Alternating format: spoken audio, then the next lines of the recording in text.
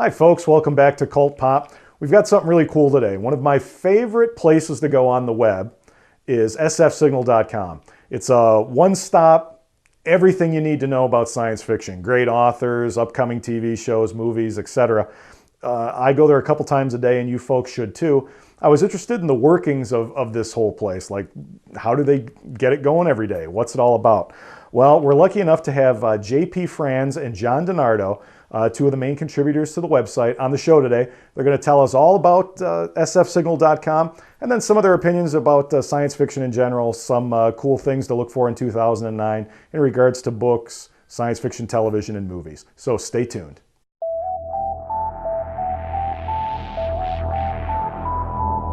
Welcome back to Cult Pop.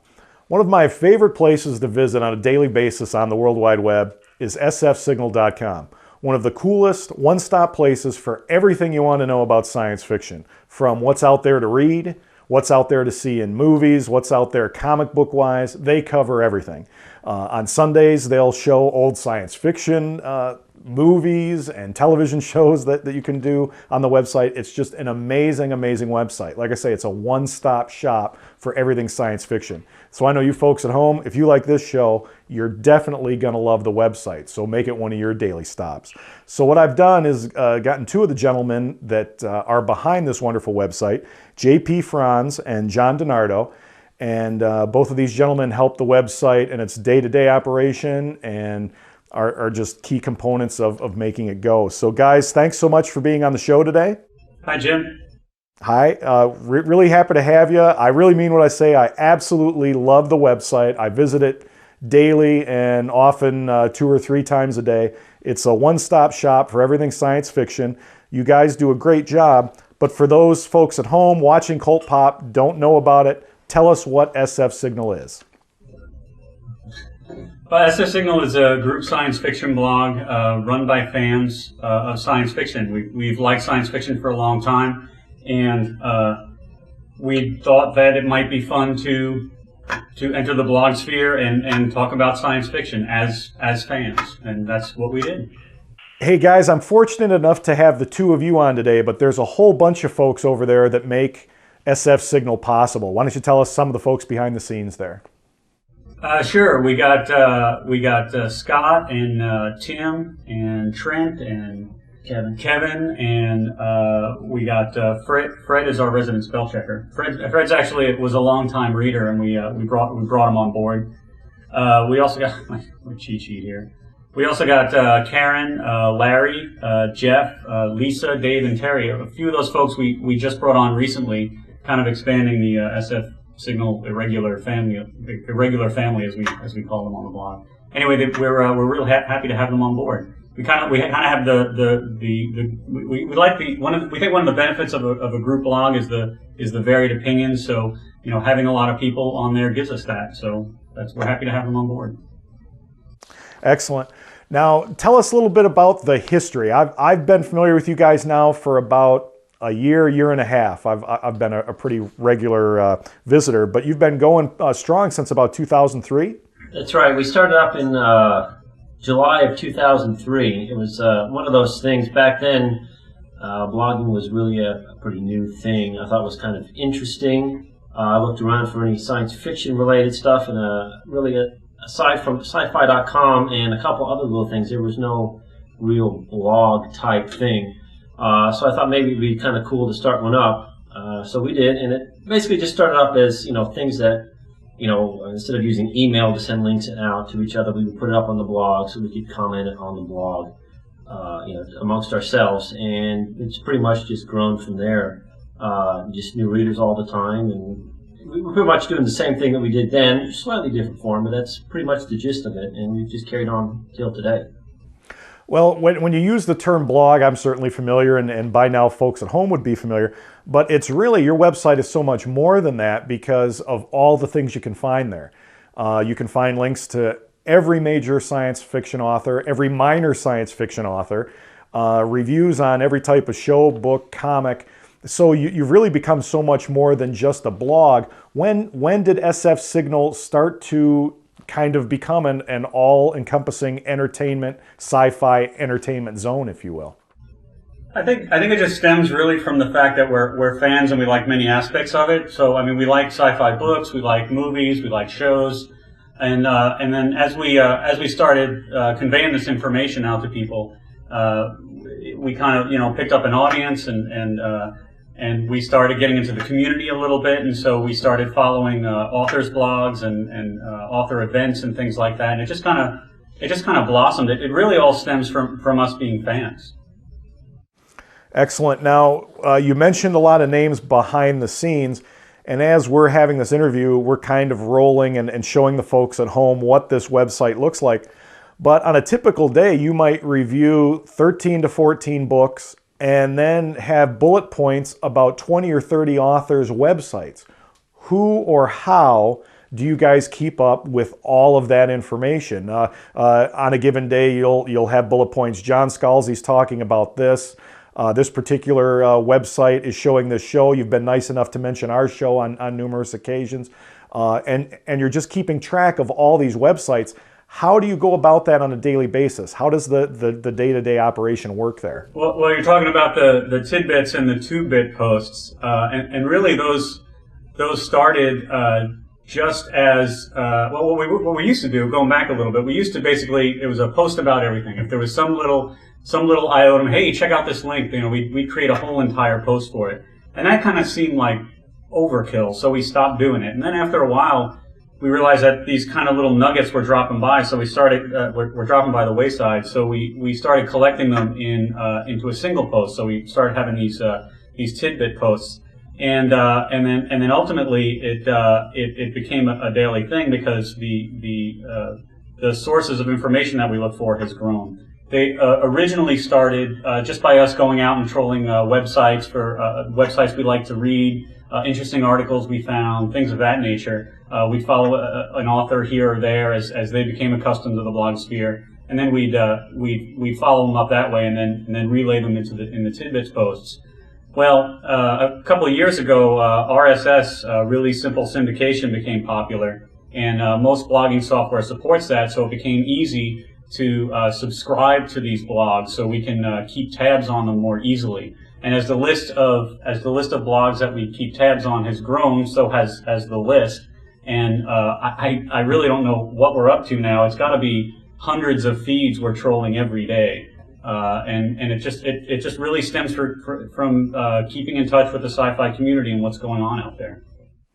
Now, SFSignal is pretty much, it seems like you've got it manned by people, 24 hours a day? Because there's constantly updating going on. 24 hours a day. Is it 24 hours? No. We have full-time jobs. Like I said, we're just fans. This is really a hobby for us. We devote what time we can to it. I think the general rule, and correct me if I'm wrong, is I mean we're doing it as long as it's fun. If it's fun to do, we do it. If we find something that we think is interesting, we put it out there. And we basically go on when we feel like it. If we don't feel like going on and updating it, we don't. I mean, we're pretty constant, but I wouldn't say it's round the clock. Oh, okay. Well, it must be when I'm visiting. But boy, it sure seems there's always a wealth of new information coming on constantly. One of the things I wanted to ask you about, guys, is that you show a lot of clips, both from TV, film, movies, and stuff like that. But you have a pretty regular thing going where you'll show old sci-fi movies or old television shows and stuff like that. How did that get started? Oh, well, I guess it's just like a natural outgrowth. TV is big in science fiction, and there's all kinds of stuff that you can see out there. Science fiction's been on TV for a very long time, and there's a lot of old shows that people may not have seen before, or you're too young to have seen because we have a lot of younger readers. They might not have seen things from the 70s or the 60s or anything like that.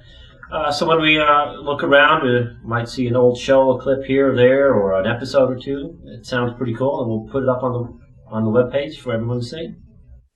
Now, you've got a pretty regular, Sundays is a pretty regular thing where you post a new movie or TV show, isn't it?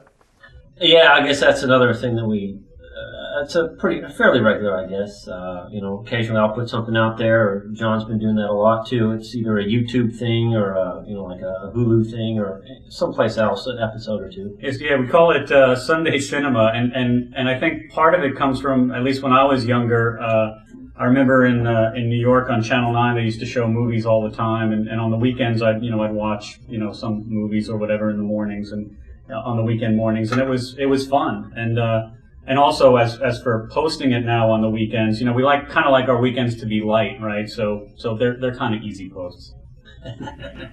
Well, and I really like that, and I see that you get a lot of comments when you show those on Sundays. A lot of people comment about what they've seen and either loving it or not knowing what the heck it was or being fans of it when it actually aired. So I think that's really a neat thing. And I can't stress enough, if you're just joining us here on Cult Pop, SFSignal, as when we started the show, I was saying how it's literally one of my favorite websites. I go to it every day, and it's just a one-stop for everything science fiction. If you're looking for a science fiction author, wondering if they've got a website, that's where you can go. If you're looking for information on movies, science fiction movies and genre movies, that's the place to go. Now, guys, I guess I'd like to talk a little bit in generalizations. You're all science fiction fans. Obviously, that's what keeps the website going. Let's talk a few different things. And first, I want to talk about some of the science fiction books that are out there that you guys are really excited about. Then we're going to talk about science fiction shows that you are excited about. And then we'll finish up with sci-fi movies, especially 2009. Looks like it's going to be an amazing year with Watchmen, Lost on TV, the Wolverine movie, all kinds of different things coming out science fiction wise. So let's talk a little bit about the things that makes you guys I'm a professed geek. I love this stuff. What are some of the things that you guys get really excited about? What are you looking forward to in science fiction in 2009? Let's start with some books coming out. You have any clue? Let's see. Books that are coming out. Well, or specific authors that you're really interested in, because I see this a lot on your websites, talking about books that are on your bookshelf and things you're looking forward to reading. What are some of the things you really want to get a chance to read in 2009? It's funny you bring that up, because I've got a whole list. Actually, I was going to bring it in and I didn't. I left it on the seat of my car about the things that I'm looking forward to in 2009. It turned out to be a whole bunch of stuff out there. Oddly enough, there weren't as many books that sounded as interesting to me as there has been in the past. One of the ones that comes to mind is Dan Simmons. I like Dan Simmons a lot, and he's got a new book called Drood. I think Nightshade's doing a special edition, and it's got a John Picasso cover. It looks really cool, and it's I love Dan Simmons, so that's one of the books I'd be looking forward to reading. Other than that, I can't really remember the other ones. There were like 3 or 4, but they don't spring to mind right off the top of my head. Yeah, we have the opportunity to read so many books that personally I'm just I don't get the chance to read near as much as I'd like to. In my mind, I'm still kind of playing catch up with the past couple of years, but I know that from the recent past, I'd like to read David Lewis Edelman's books. I'd like to read. I just finished reading the new Peter Hamilton book, which was very good. There's I need to catch up on Alastair Reynolds. I really enjoy his brand of space opera is really enjoyable. There's a Chris Robertson book that it totally escapes me again. Three Unbroken is sitting on my shelf right now. I'm looking to dive into that. There's just so much stuff. There's just so many books. I just wish I had time to read it all. Now, continuing the thought on books, I've seen some of the posts you have when you'll just say, not even books reviewed, just books received for that particular week or that particular month. And is it starting to get a little overwhelming, the number of novels you get that are solicited and unsolicited to you folks? Yeah, it's we do get a lot. We tend to get way more than we could possibly read. I mean, it's very, very generous of the publishers to send them to us. They're unsolicited for the most part, and we kind of have the luxury of picking the books that we like to read. Right, we're we're not assigned books. It's one of the nice things actually is we are fans and we like to read sci-fi, and we're not being forced to read anything. We get to read what we like to read, so that's a nice perk. And that's kind of one of the things I do here, and I was interested in how it worked for you folks, because when I do a show, it's with people whose books I've read, or your website as an example. It's something I really do enjoy and go to. So I was wondering how you folks over there handle when you're going to get so many submissions, and that's what you've done. It's just here, and in fact there was a posting about it last year about what do you do if do you give a very bad review, or do you just is any writing about something good or bad, and a couple of you guys were going back and forth about that as to do you review a book that you really didn't like. So well, we only choose books to read that we think will appeal to us. I mean, what's the point of picking a book to read that you think you're not going to enjoy, right? I mean, why bother? That used to happen to me in high school, and I hated it. It's like, here, read Wuthering Heights. Well, thanks, but hated it. Didn't like it. So it's nice to be able to read things we like. I think as far as reviews go, I think really honesty is the driving factor there. It really serves no purpose to lie about a book. It doesn't serve the author. It doesn't serve the readers of the blog who might want to know if the book is good or might base a purchase decision on it. And I don't really think the publisher I don't think the publisher cares one way or the other personally, whether it's a good or bad review. I think any publicity is good publicity, which is why we actually started doing the Books for Seed post, realizing that we can't hit every book with a review. We thought we'd throw a little publicity towards the books we do get and throw them up on the Books review post, Books for Seed posts. Yeah, and I actually like those posts also, because sometimes there might be an author that I really enjoy, but I didn't know they had a new book coming out, and then you see that, and then you get an idea, okay, let me check that out. Dan Simmons, you mentioned earlier, I wasn't aware until just a couple weeks ago that he's got that Drood coming out, and I'm a huge Dan Simmons fan, and going back to his Hyperion days, and so it's nice when you have a website like that with the information. You can track down things you may not have been able to do easily in the past. Now, I'd like to I'm going to catch you guys a little bit off balance here, but you guys are fans like I am. I'm really enjoying the conversation. Let's switch it over to TV and some of the science fiction stuff on television right now that you guys are enjoying. And I bring that up because you do a lot of posting of showing Lost, for example, which is one of my favorites. You'll show trailers for the show and whatnot, and some of the Terminators, the Connor Chronicles and things like that. You'll show a lot of trailers for these type of shows. What are some of your favorites, and what do you recommend show-wise? I'll start because I think you have more to say about this. One of the favorite shows I'm watching right now is Fringe, and I know a lot of people have negative things to say about it because they call it an X-Files ripoff. But I didn't watch a whole lot of X-Files, and so Fringe. I know I should. I have a little catching up to do. Okay, I've been busy reading. So then, so I've been enjoying Fringe. I like the storytelling on it. I think it has one of the best characters on TV today. Other shows I like are Eureka. I've been watching Doctor Who with my daughter, and she loves it, and so that's a nice family bonding time and kind of guide her maybe into a little bit of sci-fi. As far as some other shows that I have liked and don't anymore, Heroes would be one. Don't get me started on Heroes. And I no longer watch the Sarah Connor Chronicles actually, and I gave up on BSG as well. And wow. I think that pretty much covers it. What about you? Well, I guess for me, my favorite sci-fi show now, and it is a sci-fi show, is Lost. That's just, complex and deep, and it's got great stories and great characters, and it's one of the few shows that my wife will actually watch with me as well, so that's a bonus. So it's one of my favorite shows, and it starts this Wednesday, by the way.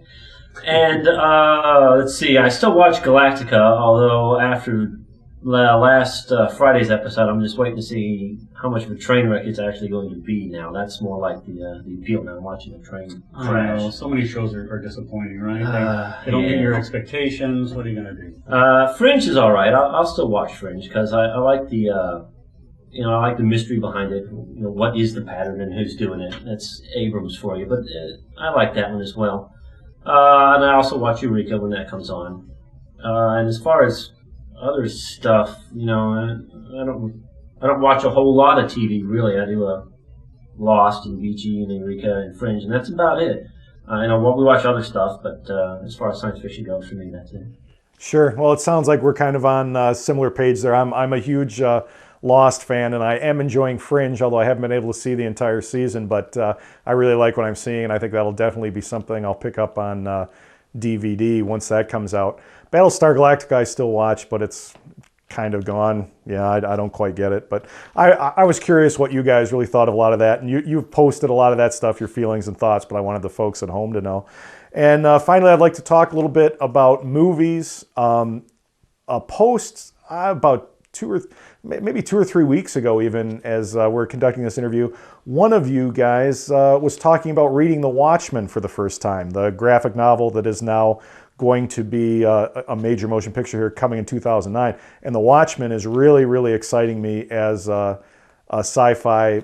Like, I think that can really be something special, like take the genre in a different direction. So I'm looking forward to that. And then I haven't seen it, maybe the new Terminator movie looks spectacular to me. Are there anything that you two guys are thinking is going to be something special to watch for in 2009? I think definitely Watchmen. That was my review, and I hadn't, here it is, it was 20 years old now or whatever, and I hadn't read it before, and it was just fantastic. I think it's going to throw some people, though. I think it's not a typical superhero movie, right? It's more of a, it's the deconstruction of the superhero and what life would really be like if there were superheroes. And I think it was an intelligent, well-written approach to that theme, and I think it might throw some people when they go to see it, but I think that ultimately that they'll enjoy it, and it should be. I have high hopes. Let me put it that way. I have high hopes for The Watchmen. And at Star Trek, right? The new Star Trek. Oh, that's I'll go see it. I'll go see it. I'll go see it. It's Dawson's Creek in space, but I'll go see it. What are you gonna do? Yes, for me, Watchmen is probably up near the top of my list. Star Trek, of course. And there's some other ones that people probably don't know too much about. 9 being one of them. That Tim Burton looking. I'm not really sure how to explain it. It looks really pretty cool. It's based on a short film called 9, which you can find on our site. Let's see. Franklin is an independent film. The hero, Franklin, looks kind of like Rorschach from The Watchmen. I'm not too sure. Oh, yes. I know what you're talking I'm about. not exactly sure, too much about it. It looks interesting. Hunter Prey is another one.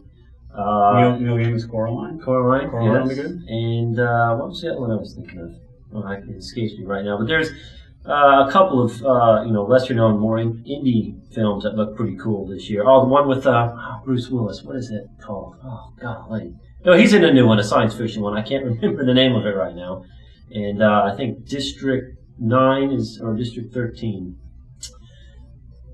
That's another one. I can't remember. It's on my list. I just left it in the comment. Well, you're giving us some real good stuff to look into here in the coming year, so that's fantastic. Thank you.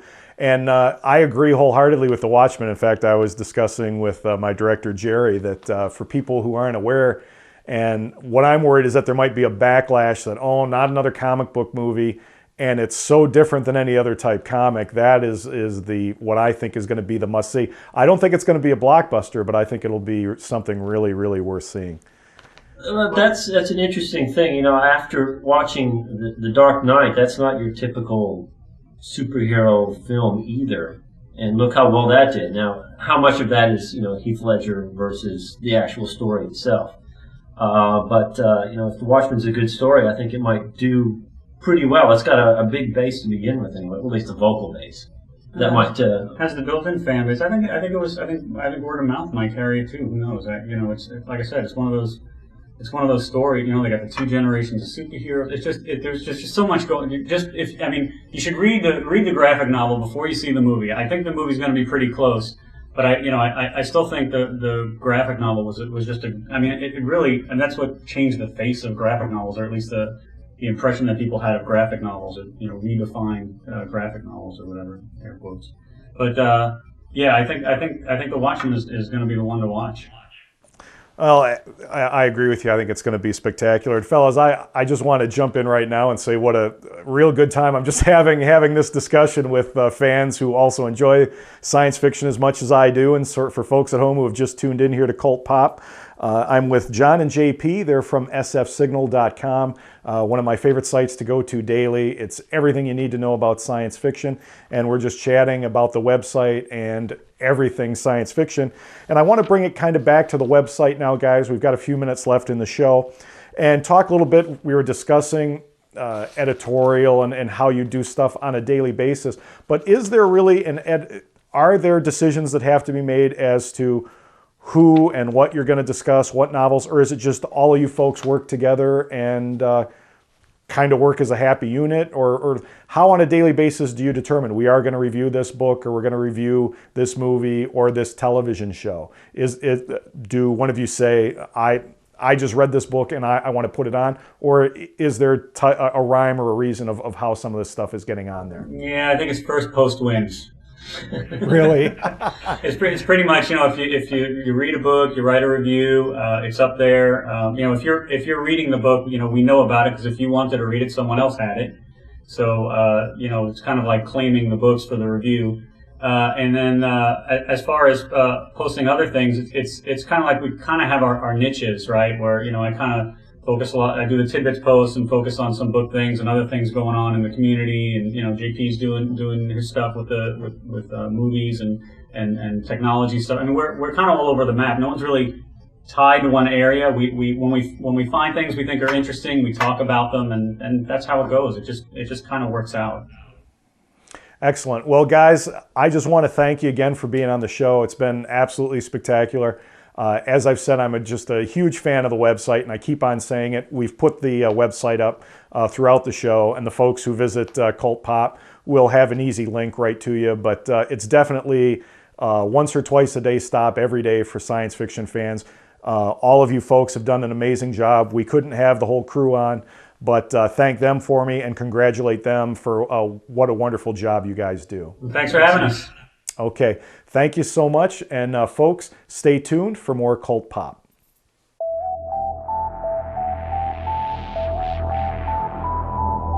As a parent, I know one of the most important times to be with your children is when they aren't feeling well. That's when the love and comfort of a family is essential to a child's well-being. For many families, there's a place they can go to find the support they need. Ronald McDonald House Charities programs provide that supportive environment so families can be together while their children are dealing with serious illnesses and undergoing treatment. It's a home away from home for families in need, giving them more time for hugs, kisses, and quiet moments together. You can volunteer your time at a local Ronald McDonald House and help a family in need by cooking a meal or hosting a movie night. You can also drop your extra change in an RMHC canister. These contributions, both large and small, help more than 10,000 families every day. Proof that a little help goes a long way. Today is a great day for all of us to show our support and help give families in need more time together. To find out how you can get involved in your community, visit rmhc.org.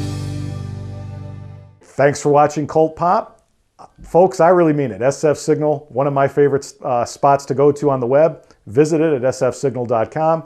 If you need to, go to our website, www.cult-pop.com, and you can go to their website from ours. Thanks as always for watching. We'll see you next time.